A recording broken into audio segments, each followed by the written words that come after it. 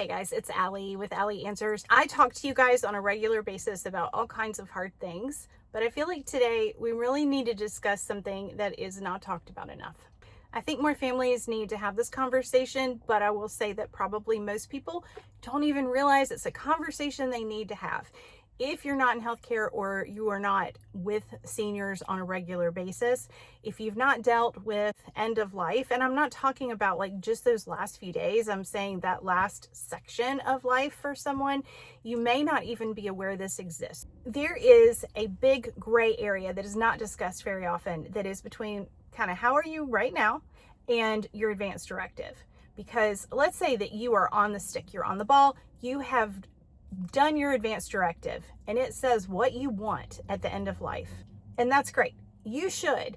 And we need to know what you want so that people who love you can make sure that you have what you want. If you do not want to be resuscitated at end of life, awesome sauce, right? We've had this conversation, so I'm going to actually link anything that I can find that we've already talked about this below. I want to talk about that gray area between when you are how you are right now and how you are going to be at the time that someone would have to make that decision, because there's a whole lot of living where there are different choices that need to be made, and it is not necessarily a not life or death moment. This is not a DNR moment, but there's a lot that happens as we get older that I will say, in my opinion, should be optional. And why do I say it should be optional? Because it is painful, or it feels disrespectful, or it is invasive, or it is traumatic. And people have a right to know and make decisions about their own healthcare when they can. And the best time to make those decisions is now, right? So let me give you an example. Every time someone goes to be catheterized, which is putting a tube inside the urethra, okay, so that they can get your urine out. Maybe urine is getting stuck in the bladder, they can't get a sample any other way, and they're worried you've got a UTI, whatever. So lots and lots of times people are catheterized and there's very little issue. A lot of times this is not a big deal. They put a little tube in through your urethra and it goes to the bladder and it pulls out the urine. But every once in a while, it's a huge deal. So for a man, I have seen where someone has an enlarged prostate that it can go very badly, meaning that there's blood. I have seen blood come out instead of urine. It is rare, but it happens, okay? And then another thing that is rare, but does happen, is that in the female, sometimes that urethra, that area just kind of collapses. And so in order to get the tube in, it is painful. It can feel very traumatic. And if the person has dementia and they don't understand what's happening to them, that is one of those cases where, as a person who's in the room with them, and seeing this happen can be very traumatic for you, for the person it's happening to, for everyone, for the staff, quite frankly. I'm not trying to make healthcare harder. I'm not trying to make it harder on those people to try to do what they need to do. But there are times when a situation is bad. And I feel like you need to know that there are times that you may want to, and you can, withdraw consent. Individually, each person has the right to withdraw consent. One of my relatives tells a story about going in for a procedure, and she started to have a panic attack, and she said, okay, I want you to stop. And they wouldn't stop. They just kept going. And she's like, luckily, she knows the right language. And she was like, I withdraw consent. Stop now. And they had to stop. So legally, anything they did beyond that really was abuse.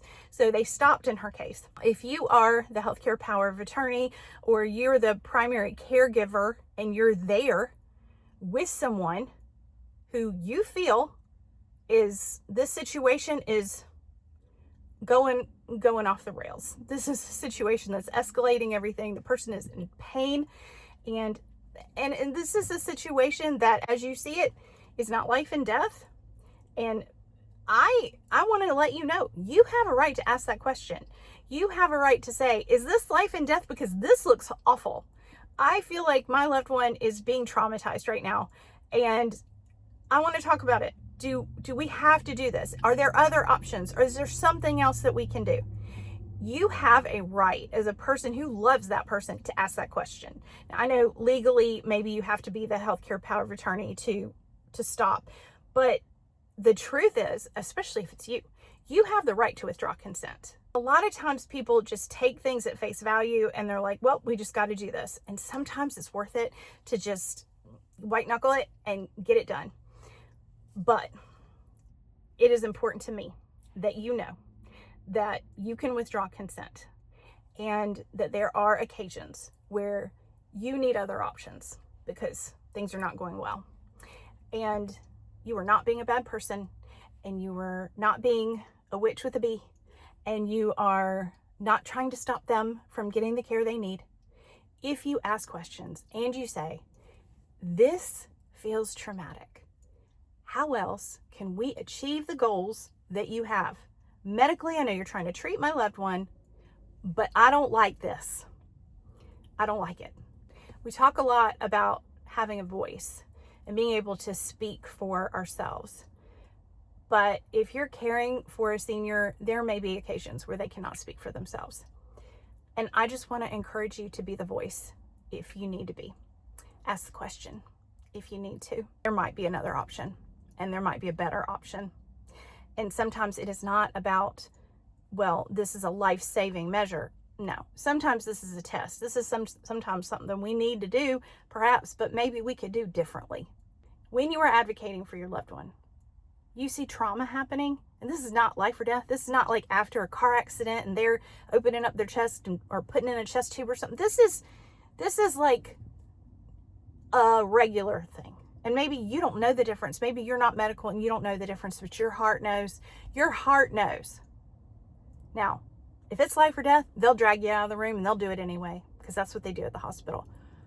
But if it isn't, and you know that that person would want you to stop what's happening, then you stop it. You stop it. Say, nope, we're going to take a breath. If this is not life or death, we're going to take a breath and we're going to figure out another option. And that is one of the very hardest things that we can do as an advocate for the people that we love. But you have a right to do it. And you know what? If you didn't know you could stop it, you don't need to feel bad about that either. But going forward, remember that consent is something that can be withdrawn. Anyway, sorry for the heavy message today, but it felt very important to me. So I appreciate you listening. I'm here to support you on your journey with your family, and I hope that you have a great day. Bye. Let's go over there. We're gonna go over there. It's more shady. Come with me. Get some better shade. Let's go. This guy does not like me parking over here. Let's see if he'll come out of his house to check and see what I'm up to. Up to no good in the neighborhood. All right.